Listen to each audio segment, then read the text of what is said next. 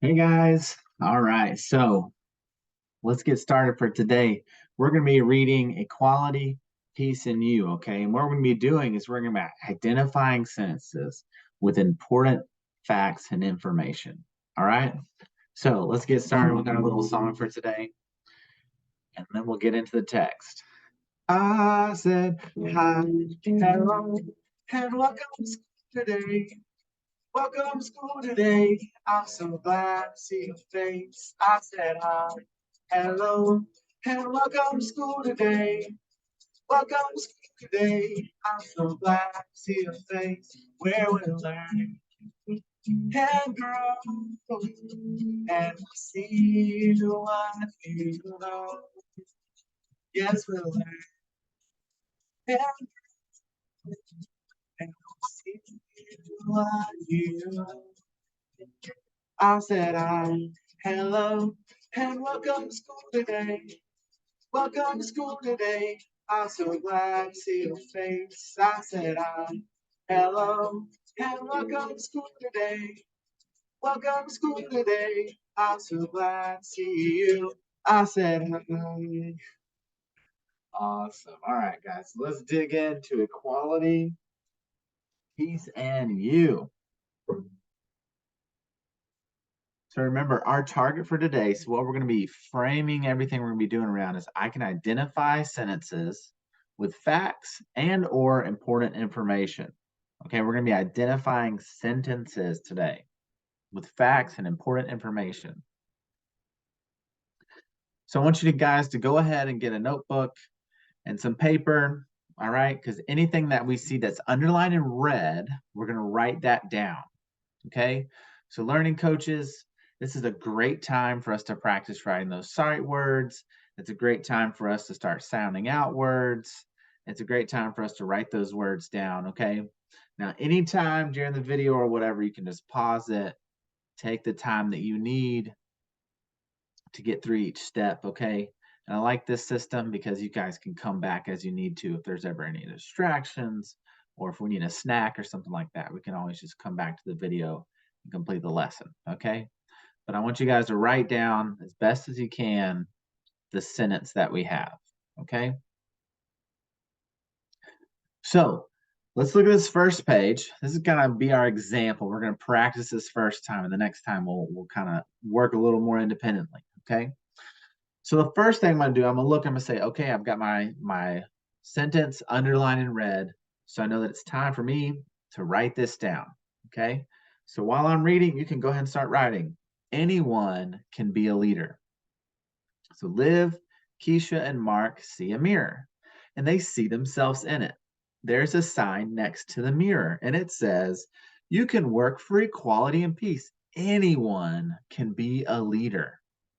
Anyone can be a leader. Now remember, our goal is to identify sentences with important facts and information. So this is an important thing that we're going to need to remember is that anyone can be a leader. As we work along, we're going to see that we're going to see some other leaders that are important. Okay? So I'm going to show you guys an example on this side, all right? Because we're going to identify and underline that sentence that we wrote down. Anyone can be a leader. We're going to identify and underline that sentence. Anyone can be a leader. Okay? So what I'm going to do now is I'm going to come in here and I'm going to use my paper where I wrote everything down, right? And I'm going to be looking for those sight words, right? So I might be just looking for the word leader, okay? But I also know that the sentence starts off with an A. Anyone can be a leader. What I'm going to do is I'm going to find that sentence. I'm going to underline that sentence, okay? Anyone can be a leader. Now, guys, if you have a mouse, right, you can left click and then underline that sentence. Or if you have your keypad, what you'll do is you'll click on the keypad, then drag your finger to underline. Okay. I encourage you guys to do whatever you need to. You can accommodate or adapt in any way you need to, right? If you just need to do some dots or a little line, learning coach, even if you have the student point, if you have the student point and then you underline it for them, that's fine too. We're going to adapt and accommodate any way we need to. But our target is that the student is going to identify sentences with important facts, okay? So now let's look here, okay? We're going to read about Sojourner Truth. So the first thing I see is that sentence underlined in red, right? So you can go ahead and start writing that down. Sojourner Truth gave speeches, right? You can start working on that. So Sojourner Truth was against slavery, and she wanted equal rights for African Americans. She wanted women to vote. Sojourner Truth gave speeches. So now I'm going to give us kind of a strategy that we can use, that we can utilize to help us find the sentence, okay, to help us identify it, right? We can look for characters in our story. We can look for vocabulary. We can also look for words that we know if we need to, okay? But in this particular sentence, right, what we have here is we have Sojourner Truth is our character, right? So if we can remember that we have Sojourner Truth, that's who we're talking about. That's one way that can help us find and identify that sentence.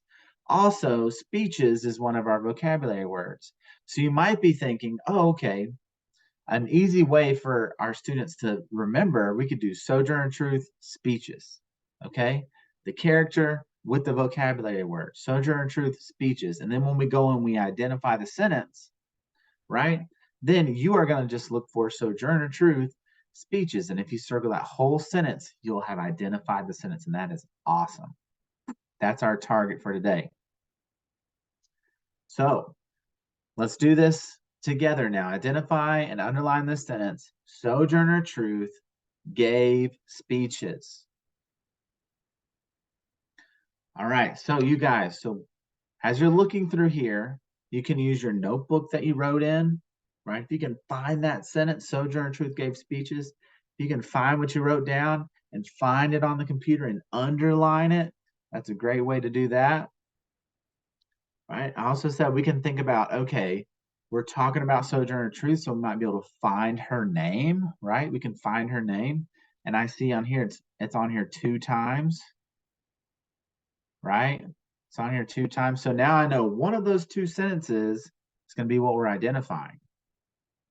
And then our last thing we talked about was the vocabulary, right? And we talked about how speeches was one of our words from vocabulary, okay? So now when I look at this here, I can say, oh, I see Sojourner Truth. At the bottom, I see speeches. So I'm going to identify this sentence, Sojourner Truth gave speeches. Okay, so now you underline on your side too now. All right, you underline on your side too.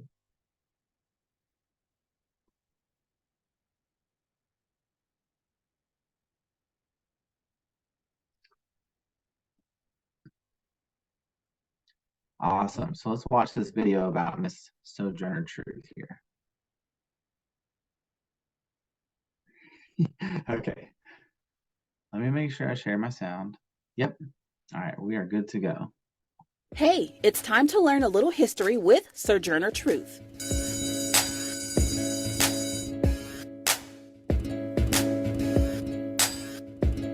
In history, standing up and being a leader wasn't always easy, especially for a woman named Sojourner Truth. Sojourner Truth was an abolitionist and women's rights activist who stood up for women and African Americans to be treated as equal. Now, starting off, Sojourner Truth was born in 1797 in the state of New York. Now, the entire time I have been calling her Sojourner Truth, but that was not her name at birth. Sojourner Truth's real name at birth was Isabella Baumfree. Her parents were Elizabeth and James Baumfree, and like many African Americans during this time in history, they were slaves. She had a big family with 12 siblings, but Sojourner was eventually sold to Johnny Lee at the age of 9 for $100 and a herd of sheep. For Sojourner, learning was hard. Sojourner had it really tough with the family she was sold to. And as a child, she only spoke Dutch, and the family that owned her spoke English. She learned to speak English quickly because she was severely beaten when she didn't understand what the family was saying. After living with that family, she was sold several times. Later, Sojourner was forced to marry an older slave named Thomas, and they had 4 children: Peter, James, Elizabeth, and Sophia. This is where her last owner promised Sojourner freedom, but broke his promise. After finding out that her master would not keep his promise, she had to do something. One morning, she got up and ran away with her daughter. After running away, her master eventually found her. But lucky for Sojourner, a family took her in and paid her master to let her stay with them. Sometime after that, Sojourner Truth had a life-changing religious experience while living with the Van Wagenen family. Soon after, she became an amazing traveling preacher. This is where she began traveling, standing up for slaves and women's rights. Sojourner died on November 26, 1883 in Battle Creek, Michigan, at the age of 86. Her life and legacy will always shine bright as she is remembered for standing up for the truth and traveling abroad to spread it. I hope you enjoyed these fun facts about Sojourner Truth. Awesome. That was great. All right. So now we're going to talk about the second, leader. Remember, that's one of our vocabulary words. That's a word that we're following, leader, right? So Cesar Chavez wanted equality for farm workers. Okay, so now here's our red line, right? We have our sentence that's underlined in red. So you can go ahead and start writing that down. Okay, Cesar Chavez wanted equality for farm workers. And Cesar Chavez led protests. Then workers were treated fairly. Leaders pass laws to help workers. Awesome. So let's work on identifying that sentence. So I'm going to think about a couple of things, right? I'm going to think about who are we talking about? We're talking about Cesar Chavez, right? We have some topic words in there like equal rights and farm workers. So if you kind of think about that as you're looking for the sentence, that'll help you find the sentence as well. Okay, and now it's your turn. Use what you wrote down, use that book, use your notebook, use those strategies, and let's work on that target to identify that sentence. Cesar Chavez wanted equality for farm workers. Learning coaches, I'm going to give you about a minute to underline. If you're not done with that minute, feel free to pause the video. You guys can come back to it as you need.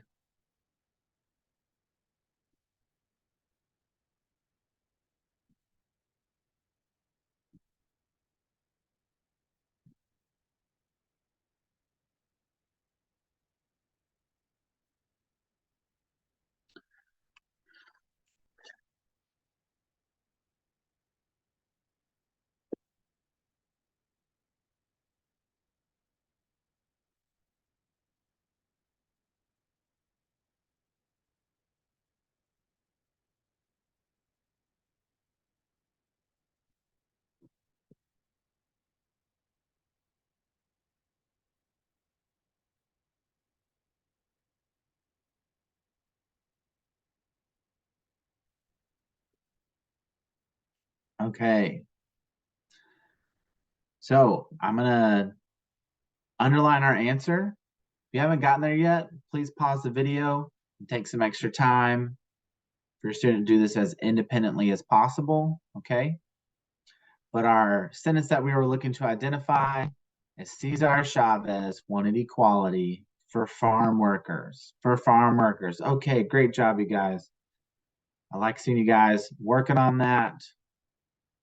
Oh, this is a good video for Mr. Cesar Chavez. Here we go. Cesar Chavez was born in Arizona in 1927 into a Mexican-American family with a ranch and a small grocery store. He would later become an iconic labor leader and civil rights activist. This is his story. Raised on a farm near the Mexican border in Yuma, Arizona, next to California. When he was a kid, his family was scammed, cheated out their livelihood and land, so they left everything behind, searching for a new life. They worked the earth as migrant farmers, following the weather and the harvest. This meant a lot of moves and a lot of schools, which was hard for him because one of the rules, you're not allowed to speak Spanish, made it hard for him to manage many different schools, nearly 36, but by 8th grade said, I'm not doing this. Not everything that happens in this life is good, a lesson that he learned from his childhood. Si se puede, it can be done. Si se puede, it can be done. Si se puede, it can be done. Si se puede, it can be done. Life experiences motivated him, and by 25 he had started working in a Latinx civil rights organization, improving community relations. 10 years later, 1962, Chavez made plans to build something new. He co-founded a group with Dolores Huerta to make the working conditions better. The National Farm Workers Association, they later renamed it. They lobbied for better pay, unemployment insurance for when the jobs went away, and collective bargaining rights determining terms that make the job nice, like wages, hours, and perks, so that employees felt good about going to work. Si se puede, it can be done. Si se puede, it can be done. Si se puede, it can be done. Si se puede, it can be done. In California, workers picking grapes weren't satisfied with what they were paid, and they weren't allowed to unionize, which made it harder to improve their lives. In the 60s, Chavez partnered with these Filipino-American farmers. They planned marches and strikes, anything to achieve what they felt was right. And though their ways were tireless, they never turned to violence. In the middle of the harvest, one day, thousands of workers refused to pick grapes. They walked off the field, then called a strike. Might have lost their jobs, but not the fight, cause the activism wouldn't stop. Next, Chavez planned a great boycott. Don't buy the grapes, he spread the word until our voices are heard. After many years, their hard work succeeded, and their demands for justice were heeded. After many demonstrations, registration drives, fasts, boycotts, protests, and appeals, the California Agricultural Labor Relations Act was signed in 1975. It guarantees justice and collective bargaining rights for farm workers. This Flo Cab, now you know. We must fight them at times because they do not want to recognize the right of workers to have their own organization. Si se puede, it can be done. Nice. Awesome. Okay, so let's keep working on our target here, right? We're working on that mastery of identifying sentences with facts or important information, right? So now I see my red line again, so let's go ahead and start writing that down. People help in their communities. People help in their communities. So people work for equality and peace.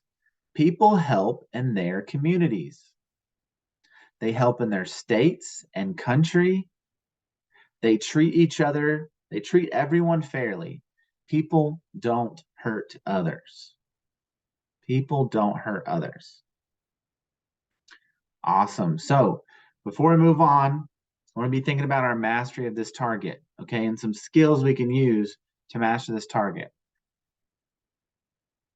So before I move on, I'm going to be thinking about, okay, I know that we're talking about our communities now. People help in their communities, right? I also know the word help, right? I may have to ask for help. People may ask me for help, right? And I'm going to remember that first word, people. So if I can find people, help, communities, I'm going to be able to find my sentence, right? I'm going to be able to master that target of identifying sentence with important facts or information, okay?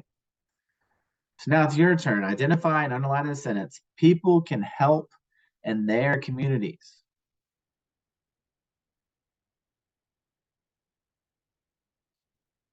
So learning coaches, I'm going to get about a minute.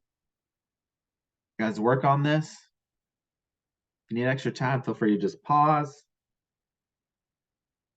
and come back to it.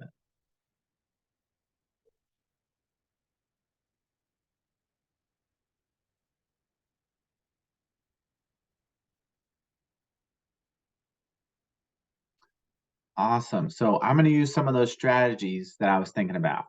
So I remember that the last word was communities. I'm going to think about that C word, communities. Okay. Oh, I found communities. And I remembered that we talked about maybe asking with that word help. Oh, and people can help. So now, if I underline my whole sentence, I connect those things, I've identified my sentence, right? People help in their communities. Okay, so this section here, you can use your notebook, you can look back at all the things that you've written down, right? And how we've identified those sentences. We've identified important facts that are going to help us answer these questions here. Okay. Now, learning coaches, this is a draw it feature, just like when we underline the sentences. So your students can, you don't have to write your name. You can write your name up there and you can circle your answers. Okay.